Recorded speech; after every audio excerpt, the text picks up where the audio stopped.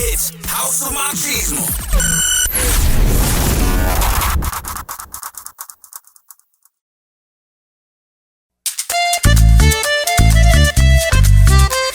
Welcome back to House of Machismo.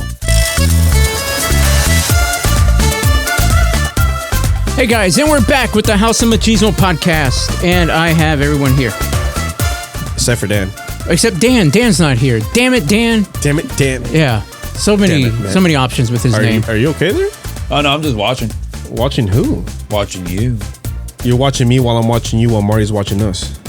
And Sauce is watching Marty watching us watching you. Sauce is just staring off into the drift of... I think he's... Did you smoke something before you came in here? Always. I knew it. It's that microdose that's catching up finally. No, it's starting to wear off. He's like, fuck. They were talking too much in the break. I didn't even fucking go. So we have an awesome guest here today. Has nothing to do with Dan not being here. I'm just saying. So we have Helio Guerra. Guerra. Guerra. Royal R's. Like war. Yeah. Okay. Oh, I did not know that. Yeah. Oh, okay. I had no idea. What was the first name? Helio. Helio. Yeah. Really? The white people say Helio. I feel there's a letter missing in that fucking name. No. It actually looks cool. I mean, the name is very catchy, first of all. Helio? Yeah. Helio. Helio. You're saying it different. Helio. He's saying it Yeah, Helio. no, I put the H in front of it. You do? Helio Guerra. Okay. That's why I was like, what the fuck? It's confusing me. So Helio. Yeah. This whole time is saying Helio. All good? Hey. That's a white way of saying That's it. right. So Helio Guerra. A la guerra, cabrón. Viva Mexico. Are you Mexican? Yeah. Okay. Okay. Chicano, born here, but yeah. So this is so basically I saw you wrestle a while ago. I forgot how long ago. It was like in the 80s, I think. I'm not quite sure. I'm a vampire. Yeah, exactly. And I was impressed. I was very impressed. You guys put on a really good performance. Very entertaining. And then I thought, I need to get this guy on the show. Did he win? Who? I don't. Yes. I won. Yeah, he won. Oh, Yeah. Well, because it was a partner match. Oh. Yeah, his partner didn't win, right? Or something. Yeah. He didn't win in life. Well, Jesus. But anyways, but it was pretty cool. So then, dude, you don't know how hard it was to find you on the What, Instagram or what? yeah, like in general? Instagram and then Stalking. oh my god, it was very difficult. But I'm like, surely this is probably him. Not a whole lot of people with your name out there. Yeah. So I narrowed it down out of 50. No. You message every single. Yeah, exactly. Is it you? Is this you? Is this? And then it's like, nope. Finally, one said yes, but it turned out not to be them. They had their own couch they wanted me to sit on. What the all fuck? That. Yeah, that was a whole ordeal. It was a whole thing. Is that what you said? Made it eventually made it home. It was okay. The police will get back to me. Anyways, but it wasn't you. That's the important thing. It was so anyway. So I want to thank you for being on the show. Thank you for having me. Yeah, absolutely. I'm gonna turn off this music. I thought that I had already. So what interests me, what sparked me first of all was that wrestling event. The announcer had said that you were born and raised in Dallas. Yeah. And so like he made it seem like as if you were born like in the streets of Dallas. So I'm like, okay, but what part of Dallas are you from? So originally from like the Park Cities like area, like closer to what is now known as like the neighborhood, right? Yeah. Lemon. And then Lemon Avenue. we're not peacocking anybody over here. Yeah. And then after that, we moved to North Dallas, like by where Valley View Mall used to be. Okay. Yeah. Shit, So that's I where know where that's Now at. it's just a pile of rubble. So by by Spring Valley area. No, Kind of. It's like a few streets down. Yeah. Montfort, over by 635. the Arapahoe? Yard House. Yeah, Alpha? right by- Carnival parking lot. Carnival parking lot. Yeah. You're by the Fast Straws. Yeah. No, that's the On Galleria. Preston? Yeah. Yeah. I gotta go over there today. Fuck. To go do? fuck. Fat straws? I gotta work at Yard House down on Oh, okay. I was you gonna gotta say, go why you sound fuck. so disappointed? Like Boba's, it's exciting event. What do you do? I had one over there. What? Oh, Fast Straw. Wait, what am I talking about? Bro? What I are don't you even talking know. about? What the hell are Holy you talking shit. about? I just Again, blanked you're out. listening to another podcast. I am. It's on while this we're side. doing this one. Yeah. Anyway. No, but the office is over there by Fast Straws that I have to go. Okay, That would cool. work. Hell yeah. So I guess one of the big questions that I ask everybody, even if they're not a wrestler, but what got you into wrestling? Like, were Getting you beat up by my older brother. Oh, really? No. Yeah. Me too. Getting abused by a parent. He would watch a lot of wrestling when he was a kid, which is like kind of around the end of Hulk Hogan and Ultimate Warrior, going into like the Attitude Era. So I caught like the tail end of that, and then I started watching. I think it was like Shawn Michaels versus Stone Cold. It was like a WrestleMania. Like I had walked in, he was watching it. Like Shawn Michaels coming down on the zip line. I think it's what the event that was. And like at that point, I was just captivated. So like every time he was watching, I was watching. And once he stopped watching, I just kind of kept with it, and like it just never left. Did you? How old were you when that? I don't even remember. I don't even know if he was watching it live because we had like okay. VHSs. Right? So he might have just been watching an old one. He was like, "Oh, let me watch this match." Right? How old are you now? He's like, this happened last week. 31. Damn. I'm 32 in October. Ooh, happy birthday! Happy birthday. Thank you. Okay. But I think it might have been like 5 or 6. Okay. I was still like At that kindergarten. point, you were under the impression that, oh man, this is real. You know. Yeah. Okay. He's like, it's still real. the thing because for me when I found out that it wasn't real, I kind of got disillusioned from it. Yeah. But since we had Sauce on the show, I've kind of started getting back into it because again, it's an amazing performance. So is that how you ended up at the Matt War show? Or did he let you know it was happening? Yeah, exactly. We had Damo on the show. And Yeah. that was your first time seeing a live wrestling show, though, right? Was it? I think so. Yes, it was. It was your first time Yeah, ever. it was very entertaining. It was, you get into it. You know, you guys. It really pulls you in. I don't think that you guys get enough credit on how well acted is done, like the performance, the anger, the everything, and then just to have to do your own stunts as well. You know, it's just like it's one take. It's incredible. Yeah, even on one take, you know.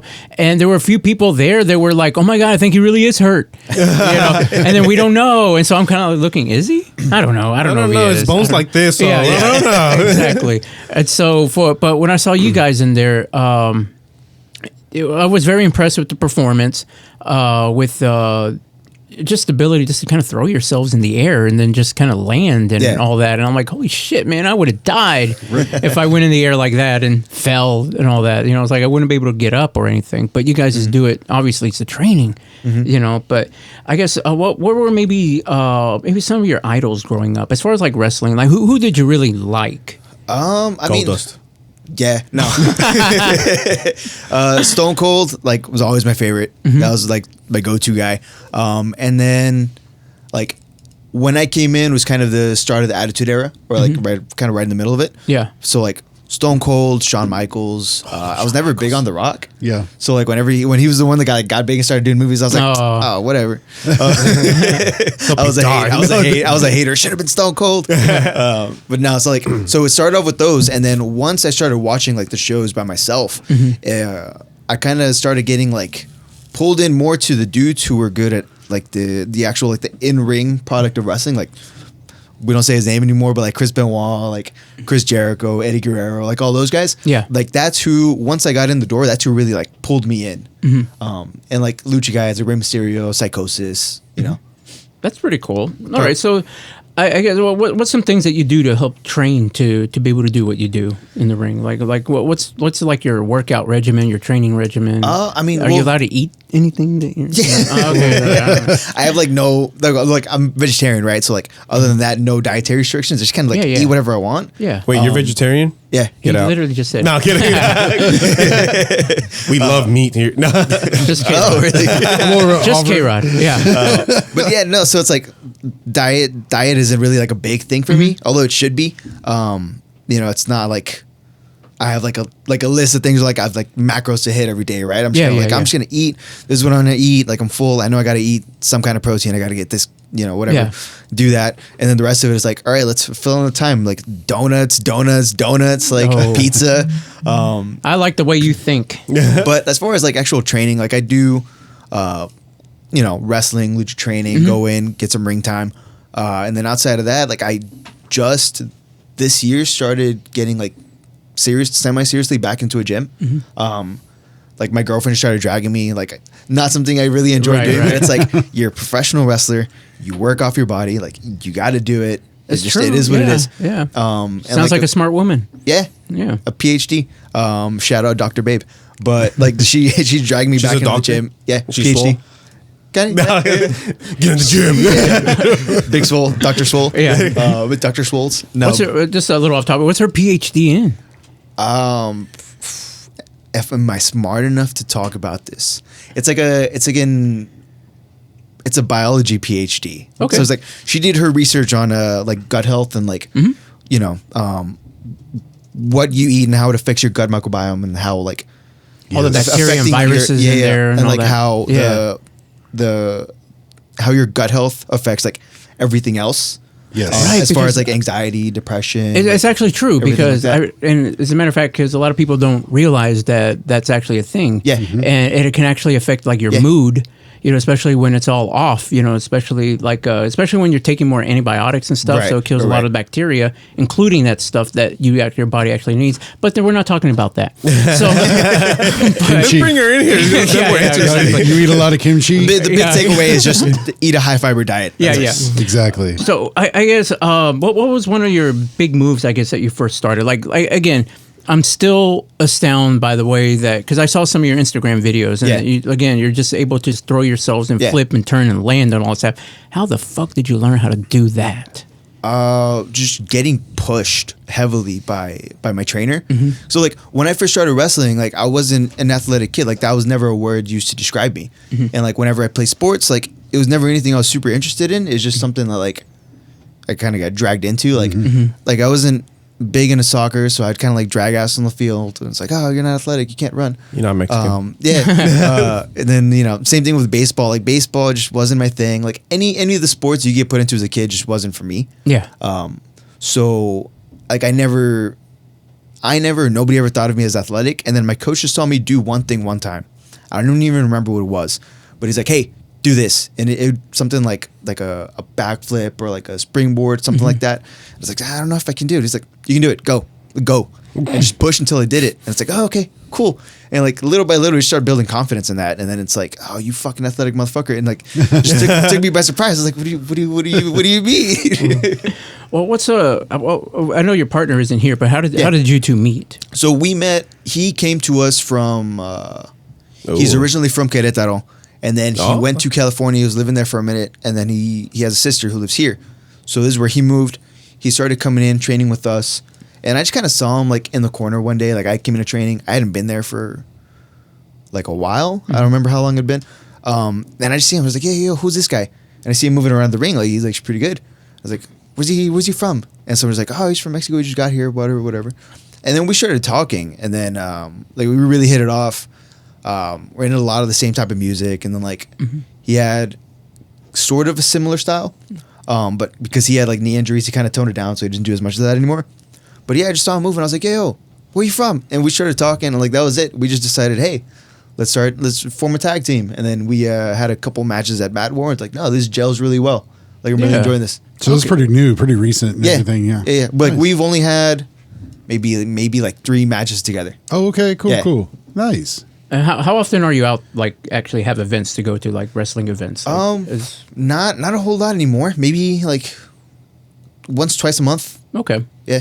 Is there a way to? So obviously, I would think that balancing, you know, your wrestling training and life and all that with your personal life, you found a way on how to do that. Where you still haven't found a way. Like so, before it was like everything was wrestling. No time for my personal life, and then I kind of at some point kind of flipped it, or it was more so due to like injuries, right? Because I didn't have any ring time, so it's like everything was just my personal life. Yeah. And then now I'm trying to balance them together because it was all wrestling, and then it was all like just my life outside of it, and then the wrestling just kind of took a backseat to everything. So it's like trying to put it. Yeah. I'm trying to find that balance. I don't have that balance like at all. And you do this full time? No. The wrestling thing? Okay. No, not anymore. It's what I was trying to do. That's why like I had no personal life. Did you ever picture yourself like being like actually on TV and with the I mean when I was a kid, yeah. Because like, I mean that's professional wrestling when you're a kid, right? It's like WWF and then like WCW, and once everything just kind of became WWF, it's like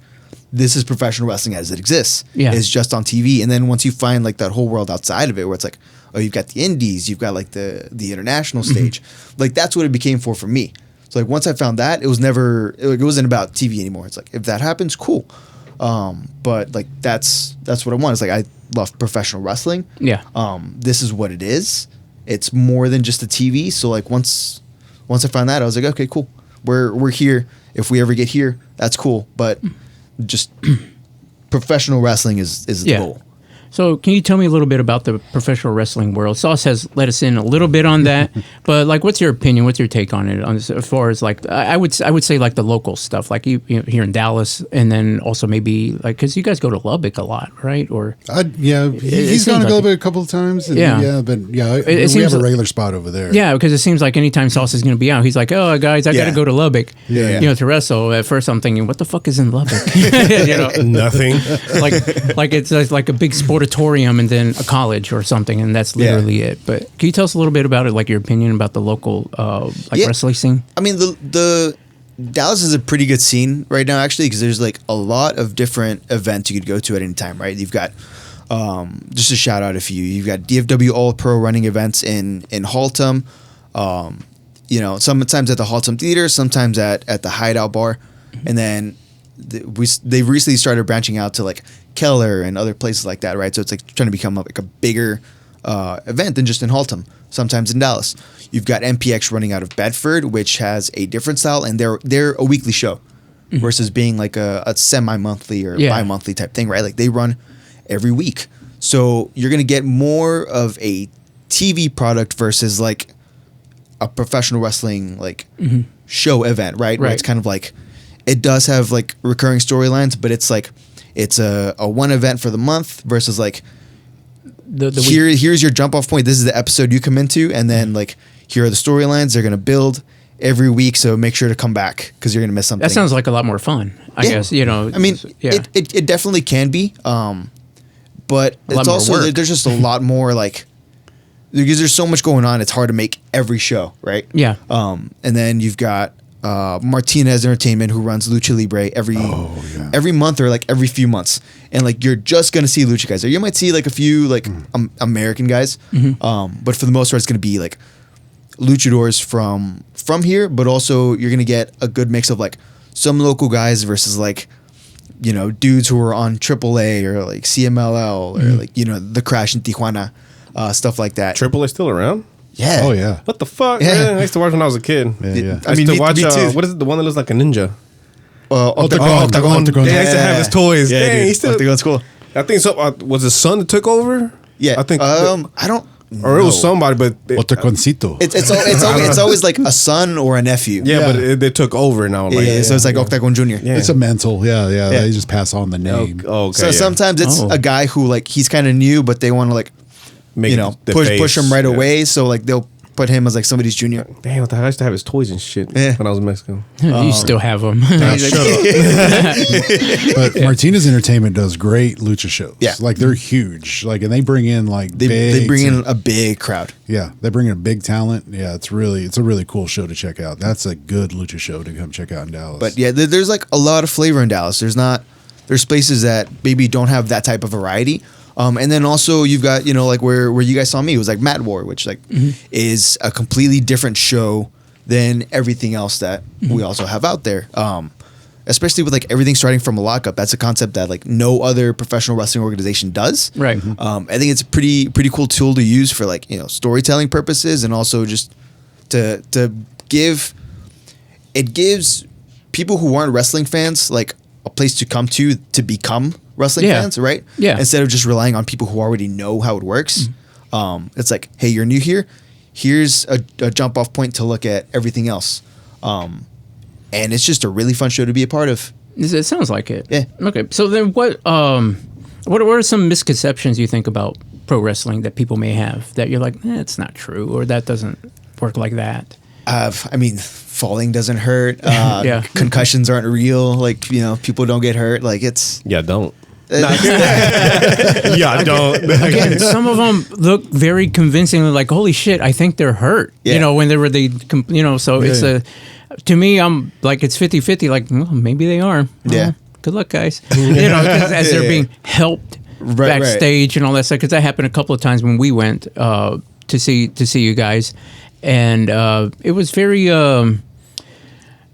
like I said, it's like seeing stunt work done right there, right? And like you right said, in one take, you know. So it's gonna have to work, yeah. You know, and I think we had one of the wrestlers, one of their people didn't show up, but they made it work, yeah. You know, and we didn't notice that much. I didn't notice that something wasn't right or something went wrong. Yeah, you know, by somebody not showing up. That's another one of those like misconceptions. Like everything's like choreographed and planned out. It's like, well, choreography takes like weeks of work, right? Like you kind of show up and it's like you've got this many minutes, you know. Yeah. Here's what I want to see. Like, here's like one piece of direction. Okay, cool. You guys figure everything else out. And it's like you can't really choreograph something like that because it's like if you're a wrestler who like travels around, right? Like you're not gonna get to, you know, Dallas and like put together 20 minutes and like learn it all and then go out there, right? And then do that same thing like everywhere else you go. You just kind of get like a little bit of stuff going and then it's like, okay, cool, we'll improv out there. And it's like that's it. It's the largest part of it is just improvising. Because like you were saying, somebody doesn't show up, you know, you gotta do what you gotta do. So either the match changes, and if you had put together like that 20 minutes of stuff, you're not using any of it now. Yeah, like, you know what I mean? Like that's it. It's all out the window. You got to learn to improvise, and you got to learn to do it well. So like you were saying, like you don't know what happened is what wasn't supposed to happen, or like what was supposed to happen didn't happen. You got to learn how to cover that up. So then, with where was I going with the toughest crowd? Like have you ever been in part of a crowd like where you're just not winning them over? Oh yeah, you know. Oh yeah, where they're like, no, it's fake. And like the fuck off. The funniest part is that like some of the worst crowds I've worked in, like in terms of that, or like have been in Mexico, right? And you expect like Mexican crowds because like they love lucha libre. It's like to be like very like positive and supportive, but sometimes you get to like towns or even just like arenas in towns that are known for being good towns where they're just there to de-stress and like talk shit or whatever, right? Like they're not buying anything that you're doing. They're cheering for the TV guy and like that's it. Everybody else like we're like dogging all over, right? And they're like, you got to fight to win those crowds over because you want to come back there. You want the promoter to bring you back, right? So you just get there and they're immediately like talking shit at you, and then because you're foreign, they're like they think you don't know Spanish. You know what I mean? So it's like a lot of there were a good amount of yes. Oh my god. And like you gotta win them over, and it's like a lot of that happened like in Mexico. I've had a lot more experience with that over there than I have here.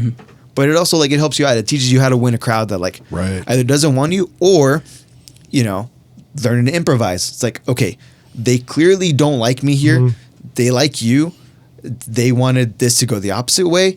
We got to fix this, and we're doing it right now. Like they like you. They don't like me. They were supposed to like me. So we're flipping this around. Like, right. The idea is to get the crowd excited and cheering and you all that. You got to get them to do what you want to do, not, you know what I mean? Like sometimes crowds will dictate, but as the wrestler, like it's your job to dictate, right? Like if they don't like something, you got to switch it. But also like they don't dictate everything that you do. Like you gotta lead them there. But if from the get go like it's not working, you can't. You know what I mean? Like you can't. But there's something about the crowd because it's hard to to command the crowd. Like when the crowd doesn't win, like when the bad guy wins, you know, whoever it is that the crowd considers the bad guy, the reaction can be just as good as all their hero won, you know? Right. I think when we were there was a lot of shit talking, but it was awesome. It was great, you know, and me personally, I don't know, this is from my experience, it's like, oh man, you guys are being kind of mean. You're gonna hurt that guy's feelings. You know, it's like, you did good. You gave it your all, you know. I'm just that kind of person, you know, the kind of, you know, I would feel the positive wrestling fan. Yeah, because what is it? Albert was with me at that wrestling thing, and he was like one of the bigger shit talkers that were there and all that, and I would have boxed your ears like, hey, you got to be nice to people here. Nah, homegirl looked like Lava Girl. I was like, oh my god. I forgot his name. Yeah, me too. Wait. If he says Lava Girl, who do you think they're talking about? I don't know. I'm trying to figure it out. Dante. Who? Dante. Oh. I was told that Davo said they heard them say about Lava Girl. When he said him and Jason Keenan promoter, promoter of Matt War Pro. They said they laughed hysterically when they heard y'all called him Lava Girl. I'm never gonna see that dude the same again. Thank you. You're welcome. Yeah, I said that out loud, and I was like, yeah, I know where they were sitting at. 'Cause they literally looked at me and they just did this. He said it, and I couldn't stop. I was like, I'm already way in too deep. I'm like maybe 8 beers in. I'm like, and I still got like 4 under my seat. I'm like, well, I got to keep going. And me, I get intimidated by the wrestlers coming down the aisle. The bad guys, like, whoa. I'm like, no, don't make eye contact with me. It's like, no, don't look at me. Don't peacock me. No, you know who was a good heckler? Yo, Dan was. Dan was like in it with me. Dan's a big wrestling fan. I didn't know that, but like I was in there. I'm like, you know what, fuck it, I'm gonna drink. I'm in a wrestling event. He knew Dante did like the tour in Japan and everything. I never knew that. I'm over here just like heckling, and the next thing you know, here comes Dan. Albert, let's keep doing it. I'm like, yeah, let's go. You want another beer, Dan? He's like, oh no, I'm fine. I'm like, God damn it. Do you interact with the people? Sometimes, yeah. Kind of depends on what I'm doing that day. Like sometimes I'm a lot more interactive. Sometimes it's just like it's all business. Okay. It's just like a different way to do it, right? Like sometimes, it's fun when you interact with crowds, but also sometimes like I feel like you got to do it a little less like pro wrestling, a little more like movies, right? Where it's like I'm gonna do this way, where it's like okay, if what we've been building is like this fight between us, right? Like it's like a blood feud or whatever. Like we really don't like each other. I'm not gonna take the time to like shit talk somebody in the front row while I'm like trying to handle business over here, right? Yeah. Right. But if it's like a one off and it's like me and this one guy, we just kind of got there, promoter put us together. It's like, hey, just go give him fireworks, put on a show. Yeah. Interact with everybody. Like exactly. We'll talk shit to this dude or like hang out with that guy. Like you know what I mean? It just kind of depends on what we're doing that day. But like shit talking's fun. Oh. Find us on Spotify, Apple Podcasts, Amazon Music, and iHeartRadio, or wherever you stream your podcasts. Be sure to like our Facebook page and follow us on Instagram. You can also find us on our YouTube channel and TikTok.